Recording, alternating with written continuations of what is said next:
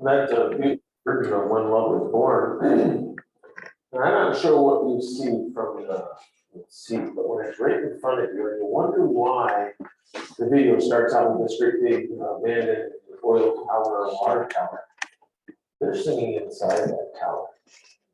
That is, that's why they get such beautiful reverberation and echo. It's amazing. You don't have to be a monstrous cathedral to let your heart sing. They were inside of restored and repurposed and reimagined.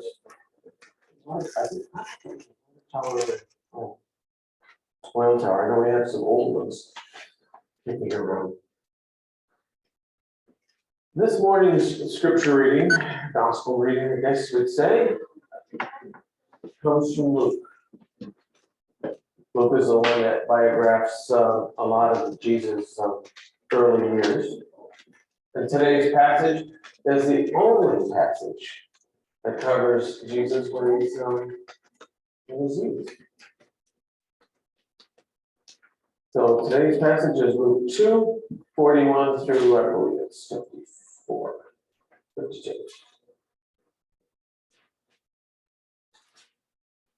Every year, Jesus' parents went to Jerusalem for the festival of Passover. When he was 12 years old, they went up to the festival according to the custom. After the festival was over, while his parents were returning home, the boy Jesus stayed behind in Jerusalem. But they were unaware of it. Thinking he was with company, they traveled on for days and then began to look for him and among the relatives and all their friends. And when they did not find him, they went back to Jerusalem to look for him. After 3 days, they found him in the temple courts, sitting among the teachers, listening to them and asking them questions. Everyone who had heard him was amazed at his understanding and his answers. When his parents saw him, they were astonished. I have some translation. I can think of others. They were astonished. His mother said to him, "Son, why have you treated us like this? Your father and I have been anxiously searching for you." Jesus replied, "Why were you searching for me? Did you not know that I had to be in my Father's house?" But they did not understand what he was saying to them. Then he went down to Nazareth with them and was obedient to them. But his mother treasured all these things in her heart. And Jesus grew in wisdom and stature and in favor with God and man. Word of God for the people of God. Amen. They do make that look sound pretty smooth. I can picture many of parents being a little surprised. Well, today's scripture shifts gears pretty fast, doesn't it? Especially with just being Christmas, being yesterday and Christmas Eve the night before. The extended afterglow. After all, it's Christmas tide, it's a Christmas season, right? We want to bask in that afterglow in the season a little longer. Well, there might be some out there that say, "Humbug, let's get back to work." Get back to work. But school is out. I saw Ben and I asked Ben how long, and he doesn't have to go until the end of January sometime. I'll admit it, I'm jealous. And the school breaks are pretty good. Living down the street from the school, you'll know when the kids come back. Some breaks are just longer than others. But you know who hasn't had a break? The healthcare workers. This is the second Christmas in a row. I'm not sure what they're basking in. We have to keep that in our minds. But this is our series on going home again. And we talked about every time we went home, there were certain things we did, like we talked to the kids, you eat and you have gifts and other things, but every time it's a little different. You have younger adults going to see parents, you have younger adults coming back to parents, maybe with new family members, and maybe even children. People People have moved, there's traveling, there's a lot of change. So every visit was a little different. So that's why we say you're going home again for the first time, because it's the first time that it's this time. So how do we extend that presence of home, that home feeling that we leave when we go back to our other homes, go back into the world? You know, it was an interesting message last the other night from Tom Gray. The world isn't really just the absence of God, though it often feels like it. You can't, Tom said, you can't separate God from the world, and that's the truth. I mean, after all, it's God's creation. But some try. But it feels like at times the routines and the busyness call us back, and something to an afterglow as long as possible. It all depends on, I think an indicator, there's a lot of indicators, but I think an indicator might be your Christmas tree. How long do you keep it up before it ends up on the curb or outside somewhere?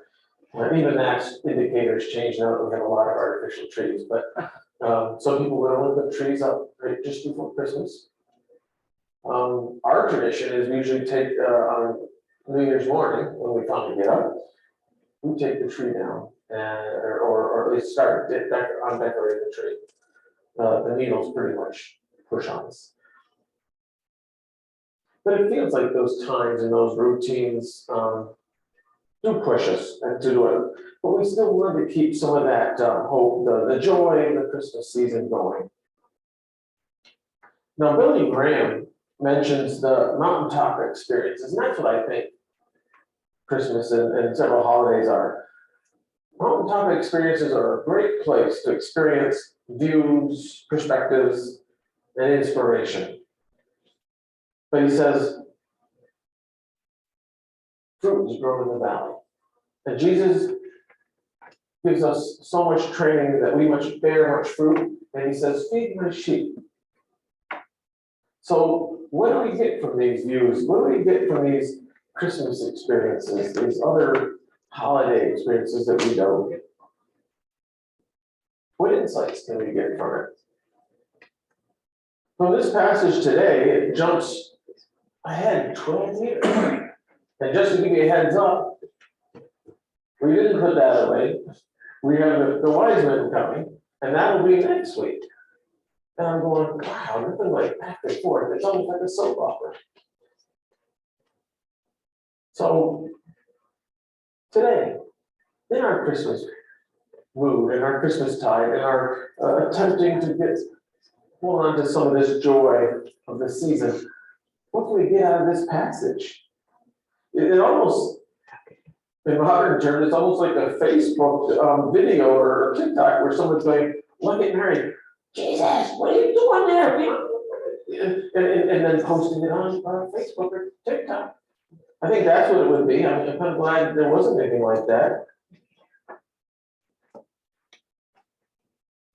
You can assume Mary lost her cool at one time or another. Now, a little bit of Phil, the temple courts in general were a great place for people to gather for teachings and for receiving great information. Passover, which is just before Easter, is one of those required celebrations that all Jews had to do at least once in their lifetime. And if you were close, you were expected to come regularly if you were considered a devout Jew. And obviously it said Jesus' family did that every year. And if you look at that little map, Nazareth is not that close to Jerusalem. And another thing, being the Passover, there would be all the famous rabbis all gathered in one place, talking and debating and discussing great truths. And especially since at that time, they were expecting, hoping that the Messiah would be coming. I find it precious that Jesus was in the temple at 12-year-olds. And it's an older age in that day and age. And he's sitting there listening to all this. you gotta wonder what's going through his head. Now, today's reading said Jesus' family made the trip every year. And you know, Mary and Joseph did it every year, and maybe it became a little too routine. So it's kind of like, in one sense, the trip is special, and in another sense, it becomes routine. Just like the calendar comes around at Christmas, oh, it's a special day on our calendar. And we prepare, but it's routine in that we know it's coming. You know, jumping into this passage of 12 years later isn't very satisfying. At least not to me. And there it is, and maybe Jesus' answer to Mary wasn't satisfying to her. You know, it's the same as like repeated visits home. Every season and every special event has its routine and has its special stuff. You know, the translation says, you know, I have to be about my Father's business. I have to be about my Father's their house. I was reading, the Greek doesn't say house, and it doesn't say business. As a matter of fact, in the whole way it's written, it's the, and it just doesn't, you know, English doesn't work there. We would probably say stuff. I gotta be about my Father's stuff or things. In other words, I have to be around my Father's teaching. I have to be around that. Just like when we go to family, we just go because we like being around family. Now, I thought this was kind of sanitized as Mary's response because we don't really know how long it took, if they were in Jerusalem for 3 days or they were a day away, a day back, and a day or so in Jerusalem. It's not there. But it was a long time for Mary to be worried that she, oh no, I lost the baby Jesus. I lost the one that's going to be the Messiah. I don't know how it's going to unfold. He's 12 years old, and we don't really know what Mary has seen. But can you imagine her? I said, I lost him. Or maybe he's doing something. The relief and the frustration at the same time of finding it. I think most of this passage is all about Mary's response. And I love Jesus' response because Jesus' response is the same for us. He says, why are you searching for me? Why didn't you have to go all over the place? You should know where to find me. It's our question too, not just Mary's. What are we searching for? What do we want from Jesus? Do you want him to come with us and be with us? Or is Jesus slowly trying to tell us that I want you to come with me? Maybe each trip home, each change in the visits with our families and with our routines are changing just a little bit and making us go towards Jesus. Maybe we get a little too comfortable. I think of the teenage years is probably a crazy time. I spent quite a while with some youth groups, and the Emmaus movement for the youth was called Christmas, and their motto or their little logo was first it was a caterpillar, and then it was a chrysalis, and then it was a butterfly. It was all about change because changing was happening so fast. Makes your head spin as an adult. And then as you go away from school, you're coming home, you're still making trips home. Somewhere along the line, when you go off to school, you find yourself somebody you want to share your life with. And it goes on, but at some point, this rapid changing seems to slow down. We seem to get too routine, and we get caught up in some of our daily stuff. And I think this is the point where Mary was. It's been a routine. She didn't really want to let go of what was comfortable. Jesus was her firstborn. There was something special about it, and somehow I think she thought she would know ahead of time when plans were being made. But it really wasn't that way. We find that letting go of things, letting go of family members, adults, letting go of their kids to do their own thing, even though they're not quite ready, maybe. It's hard for somebody to let go on a business deal. You've created this gizmo, and you created a whole corporation around it. And now the board of directors is asking you to leave because you don't want to change. There's a lot of things that we cling to. And the message that I see in Jesus saying here is, why are you searching for me? You could say, you're clinging, Mom. We need to let go of some things so that we can grasp new ones. I'm not saying don't go home. I'm not saying don't visit.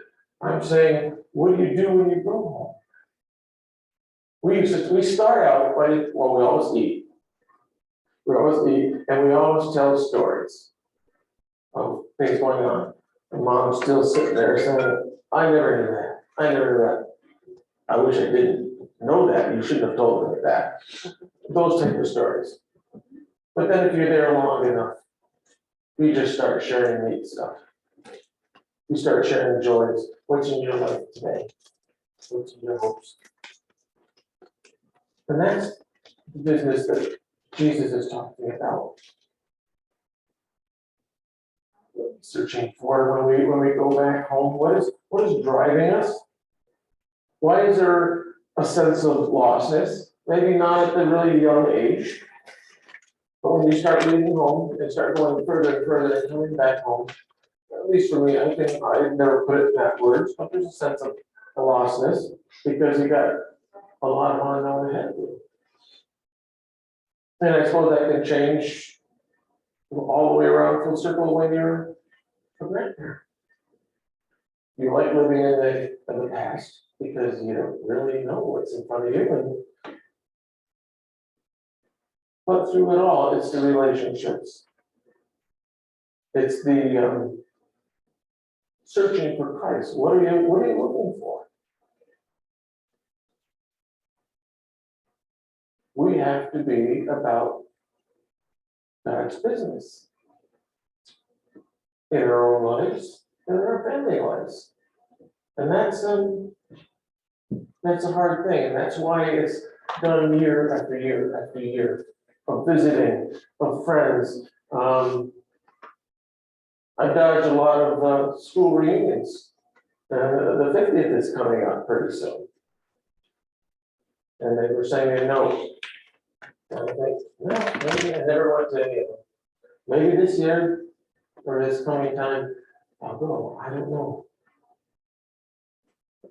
Not sure what I'm afraid of. I'm not sure what I'll find. Oh, I'll find a lot less hair because some of my friends I have met, they've lost a lot of hair. And I've lost a lot of friends too. But through all that, Jesus is telling us, you aren't separating the world from me. Each time you come back, we can go a little deeper and a little deeper. It's about relationships. I think if you took an adult in the early life and sent them right to heaven, I think the change would be understand. You can't understand it. It would be hard. There's little bits of joy and pain and all the different things that let us grow.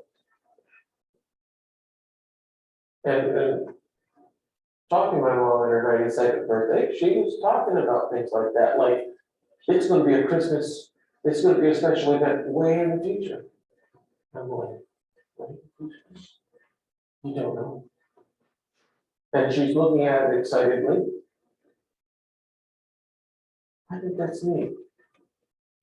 And I think that's how we hang on to the things that the afterglow, just like Billy Graham said, we don't live on the mountaintops. We all want mountaintops. Advent is about planning for a really good climb. But when you come down, you have pictures, you have memories, you have stories, and you rarely do that alone. You have relationships. And that's what this church family is about. It's about relationships. It's about sharing. Maybe that's why we feel uncomfortable, because we can't have our dinners and some of the other things we do. But you know what? You don't quarantine relationships, not really. So when you're looking for Christ, when the routine that you left Christ behind, and you got going in your daily routines and stuff, it was you that were the one that's lost. And we come back. That's the neat part. There's something about being lost and then being found. There's a joy even being found. No one wants to get lost, but there's joy in being found. And I think finally, maybe in this passage, the joy of being found or realizing that you were never really lost is probably one of the greatest joys of this season and this passage.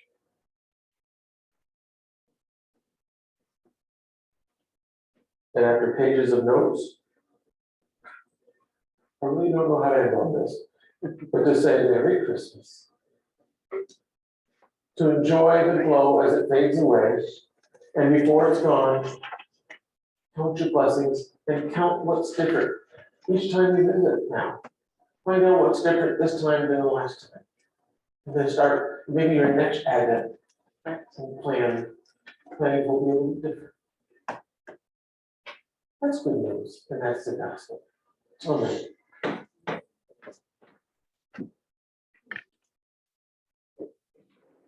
Well, the one verse that I remember the most, and I want to leave us with today is verse 2. Fling wide the portals of your heart. Make it a temple set apart from earthly use for heavenly employ. That's what Jesus finally had figured out.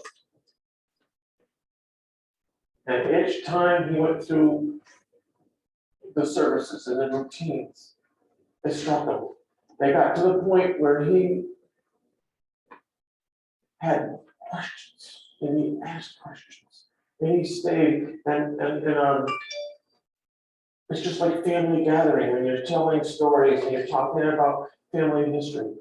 Jesus was curious of what was going on. He took time. He risked taking off his parents and staying behind so he could learn. That's how hungry he was. So the message is fling wide the gates to your heart and feed that hunger on the word, because it is a crazy world out there, and we have some of the best holiday gifts that we could share. That's love, peace, joy, and hope. That's what we need to share. That's what we need to revel in. That's the afterglow that will last all year long. Go in peace. Amen. Amen.